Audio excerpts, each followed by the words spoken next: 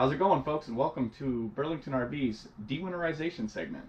My name is Patrick Clyde. I'm the service manager for Burlington RV, and today I'm going to show you how to dewinterize a Wildwood 273. During this video, you may have questions. If you do, please just write them down on a piece of paper and contact this number during normal business hours and ask for our service department. As for leaving comments right now, it could be a little difficult for us to give you a response back. So please write any questions that you have down and contact our service department at this number again. And I will also leave that number up throughout the duration of our video, so that way you have access to it at any time. Thank you.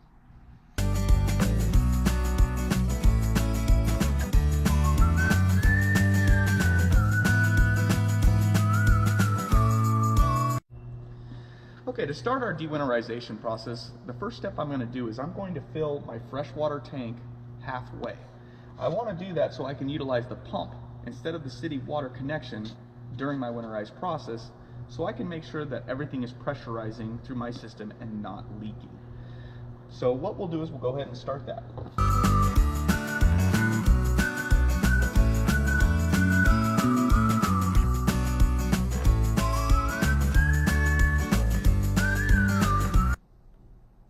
Okay, now that we've been running our water for just a little bit, we've been monitoring it on our monitor panel, and it shows 1/3. I had it going just a little bit longer than that, so I know I'm close to around halfway, so I went ahead and shut the water off. Now that I know that's set, I can now turn my pump on and allow it to start pressurizing.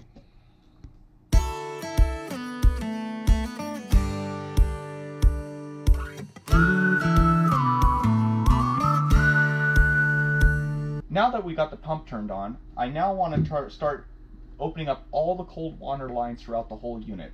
I like to start at the kitchen to get it started, and what we're going to do is I'm going to open the cold water and allow all this pink to come out until I start seeing clear.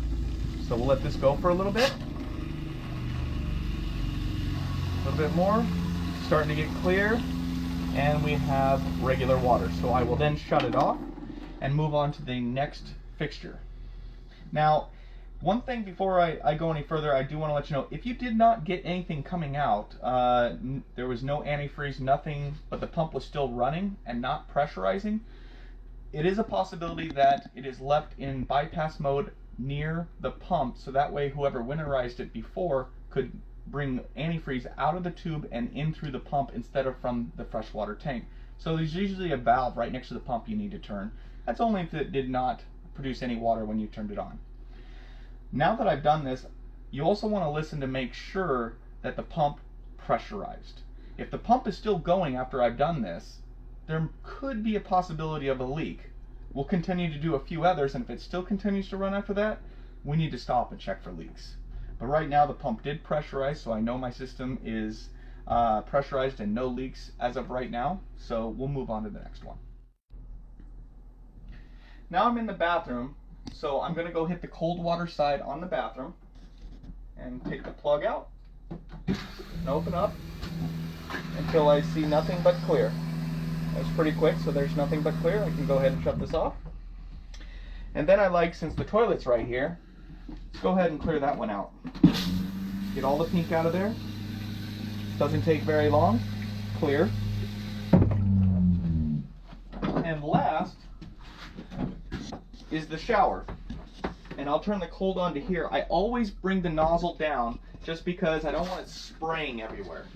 So we'll bring it down and turn it on there, and then through the hose.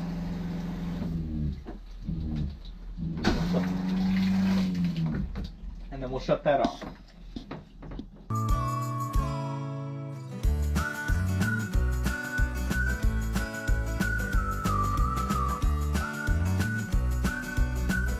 Okay, we took a quick walk around the unit and we did not see an outside shower or a spray port.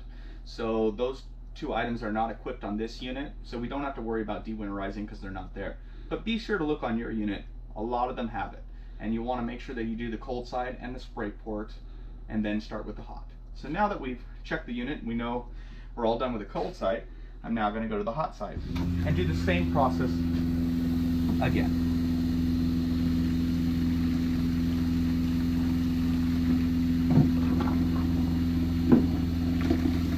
clear. Now we're going to do the hot side in the bathroom.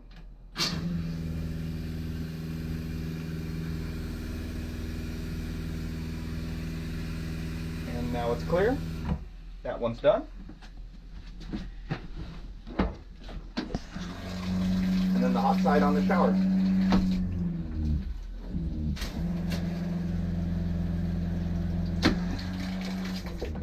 And that one's done. The last thing I want to drain out is my low point drains. There's probably very little in there, but we still want to open it up and make sure the antifreeze is out of there. Just remember, if you have these caps right here, you can always change them out to a valve system. It makes it easier, but caps work too. We're going to go ahead and pull them off and make sure the water pumps off before you do this, or else it'll spray everywhere. We'll just take this one off.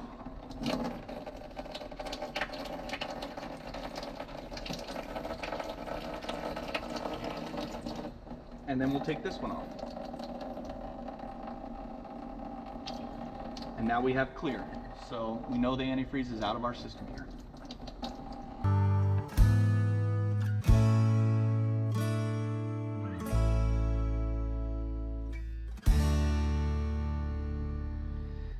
Next, what we need to do is we're going to want to turn the water pump off, just like that, and then we're going to want to find the back side of the water heater and put the valves back into camp use.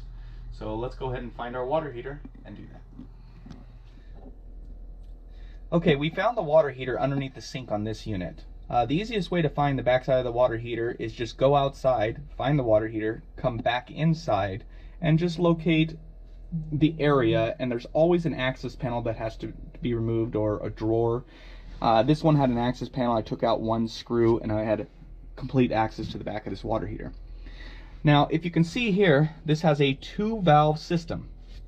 This one is basically, we want to turn the valves to the direction they want to go. And then we want to turn this one to the direction here. So that closes off this area. And basically water will flow up and through, but it will no longer go here. When we were winterizing it, we wanted it to go through here and not into this system right here. So now we put it back into camp mode, so water will now flow into here and out over here. This is the way we want to set it up so we can camp. One other thing, just to let you guys know, some people may look and find 3 valves here. You'll see a valve here, here, and here.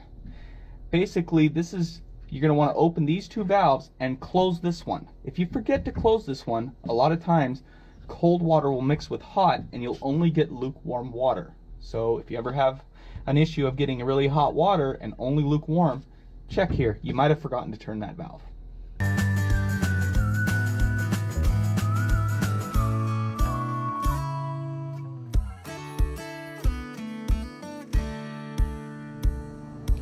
This next step is a little added step I like to do just because I want to be precautious. I'm going to turn the water pump back on with the water heater plug removed from the unit, just to make sure that I did the camp mode on the back of the water heater correctly. I want to see water come out of the drain, the low drain on the water heater, just to make sure. So I turn the pump back on. Luckily the water heater's right here, and we can start to see water come out. So we know that we've done it correctly. So that makes me feel comfortable, because the last thing I want to do is to dry fire a water heater on electric or gas, but electric, it'll burn up the element and it becomes a costly repair.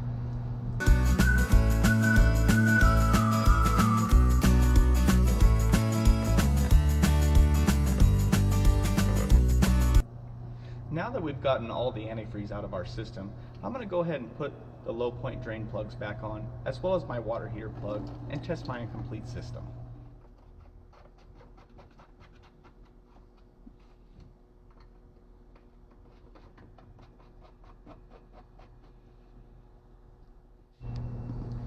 Now this one's a Suburban water heater, so it's going to have an anode rod.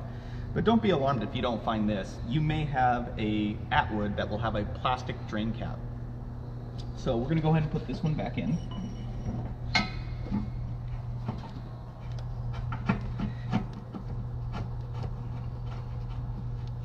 And I'll get a wrench to tighten that down.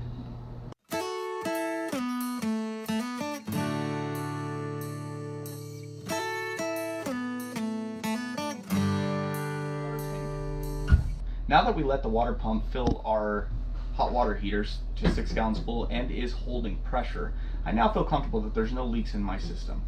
So the next step that we need to do is turn the water pump off, and then we want to open all the low point drains as well as the water heater drain plug.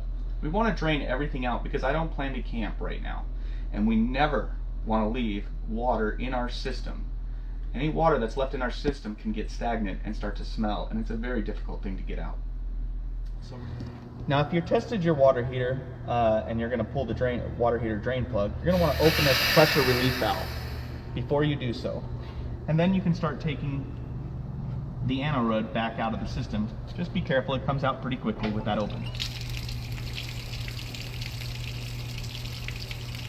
And remember, it could be hot, so if you want to wear gloves, it's a good idea. Last thing, low point drains.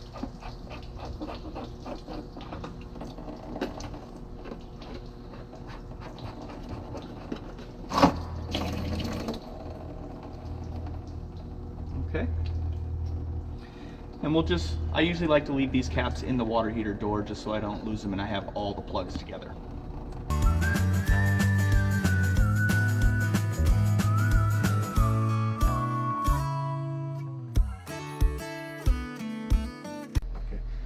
That completes our dewinterization process for our Wildwood 273.